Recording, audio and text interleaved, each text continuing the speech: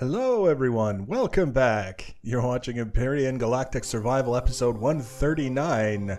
I'm Enigmas and today we're continuing with the Heracles.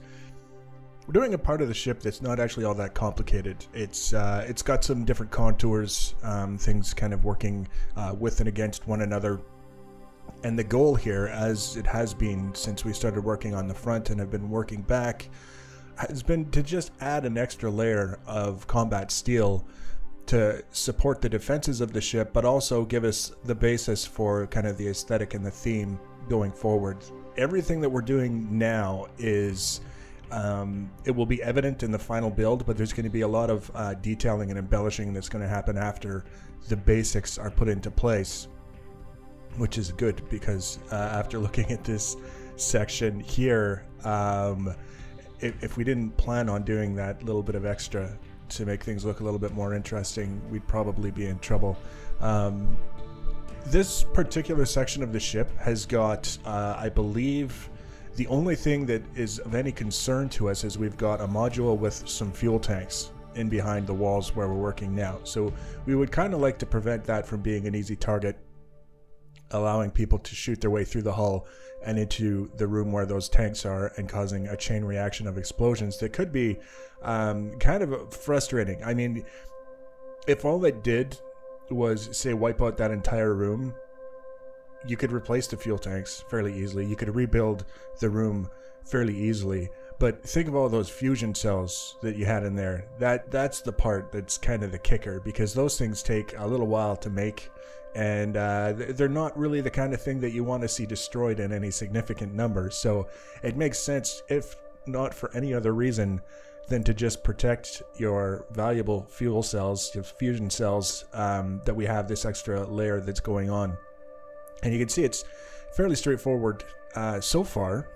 We're just carrying it down, following the contour of the hull that was already there, and then we're going to get to the area where it kind of scoops under a little bit in this little skinny section of the hull that was there because we had everything on top of the glass tube that runs down the middle of the ship and nothing on the underside.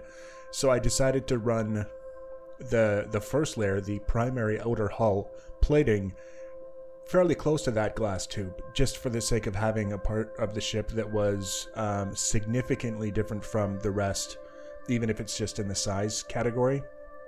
Now the whole idea with this part of the build for me started out, like I say, just basically following contours, and as it progressed, I just wanted to do something that was a little bit different, something that was a little bit interesting as a springboard for what might come as we move on to the more elaborate parts of the build and kind of detailing and taking a real close look at what we have to work with and what we want to do with it.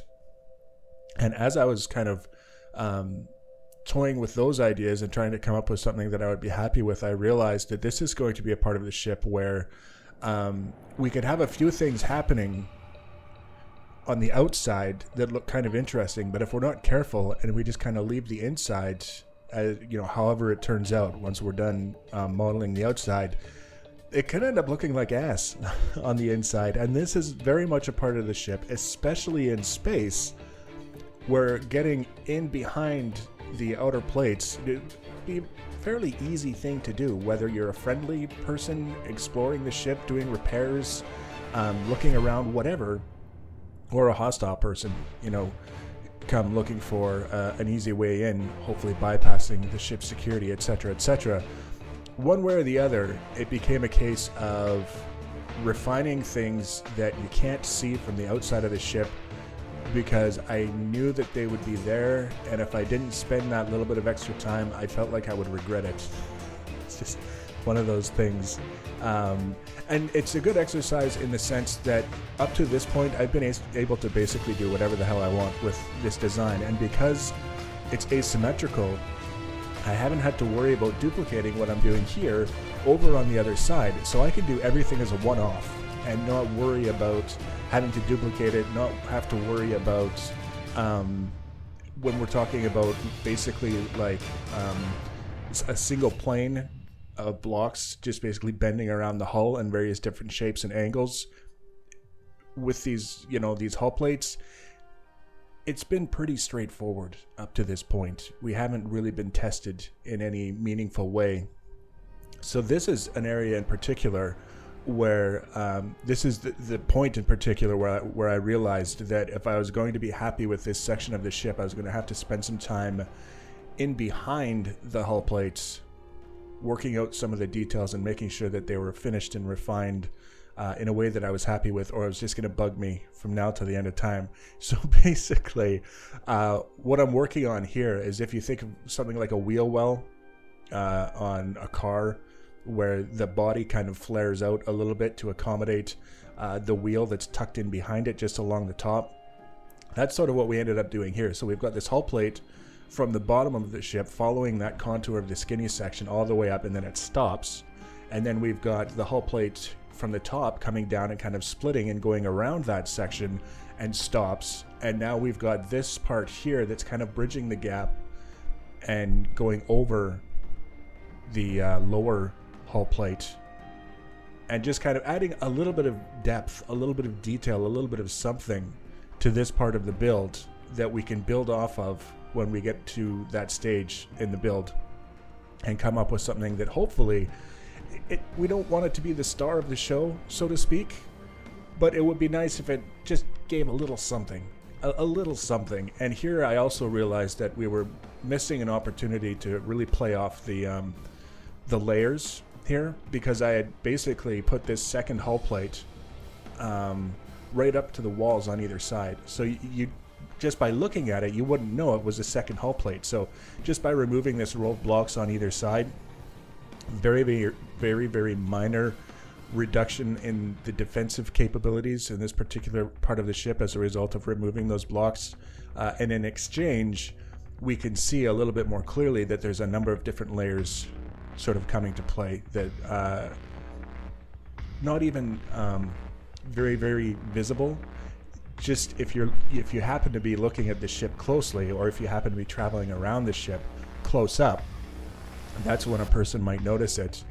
And it's all these little details that kind of come together to create an overall experience that hopefully with this ship will create that sense of awe. This absolutely massive ship that has all these hangars on the other side, but this side also got a lot of attention to the details and trying to create something that was interesting. So the next episode, I don't want to say it'll be the last episode on this side of the ship, because I think there'll be two more. There's going to be one for the big plate that's going to be behind the one that we're working on now, and then there's going to be another section detailing the area around the generators and also holding the remainder of the propulsion thrusters, because we've only got 4 forward propulsion thrusters on the ship so far. I would like to have at least 4 more, and the option included in that whole package, in that design, to be able to easily add more if we get to the point where we realize that we need them. I was reading something, apparently with Alpha 7.0 there's going to be a lot of changes to capital vessels to make them less maneuverable. That could be kind of interesting. We'll have to wait and see. I'm not jumping to any conclusions.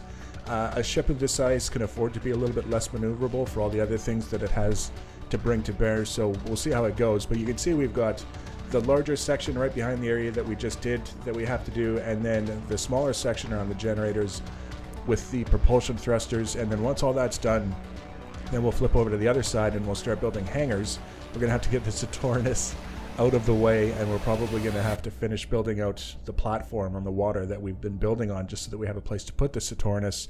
But we'll get there. We're making good progress for a ship this size, and I'm looking forward to seeing how it's going to evolve as time goes on. So if you're looking forward to seeing that as well, the easiest way to do that is to subscribe to my channel and or follow me on social media. Links for social media are always in the information section below the video.